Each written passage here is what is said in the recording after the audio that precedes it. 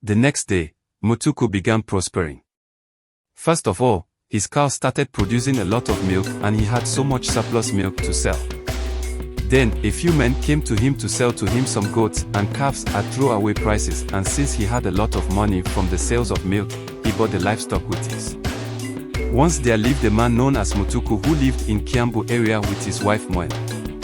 Mutuku was very popular in his village and was known as a wise man.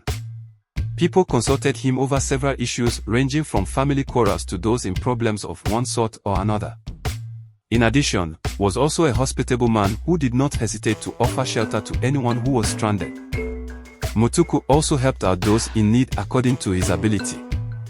One day, a man appeared on his doorstep. It was late in the afternoon, at the time when cattle are brought back home, and the man appeared disheveled with agony written on his face. He introduced himself as Komoni and that he had been abducted by some ruthless people who had intended to take him to the port of Mombasa to sell him to a foreign land as a slave. Komoni narrated how one day, as he was digging on a neighbor's farm, a group of partially masked men dressed in Kansas white robes had abducted him and bundled him into a Toyota Land Cruiser and driven him towards the south.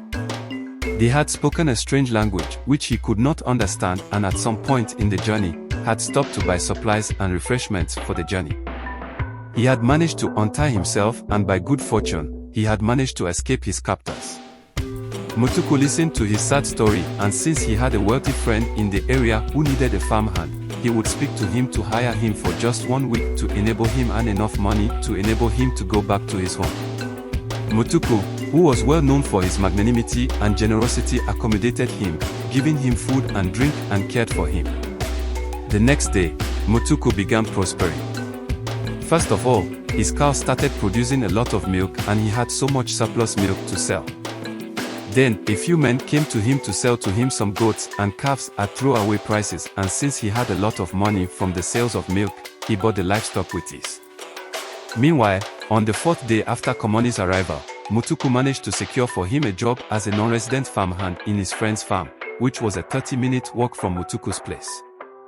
Since Mutuku was well known and respected in the community, Komoni easily got the job. He worked for a man known as Nguru.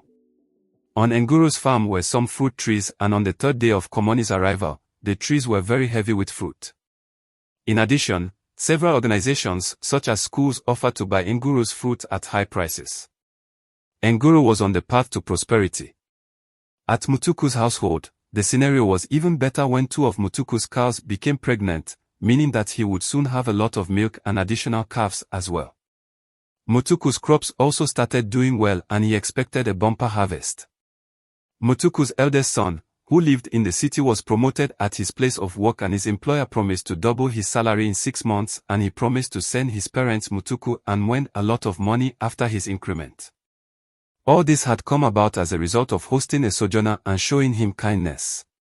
One day, as Komoni had gone to take a bath, Mutuku spoke with his wife Mwen, how that mysterious sojourner had brought joy to their lives.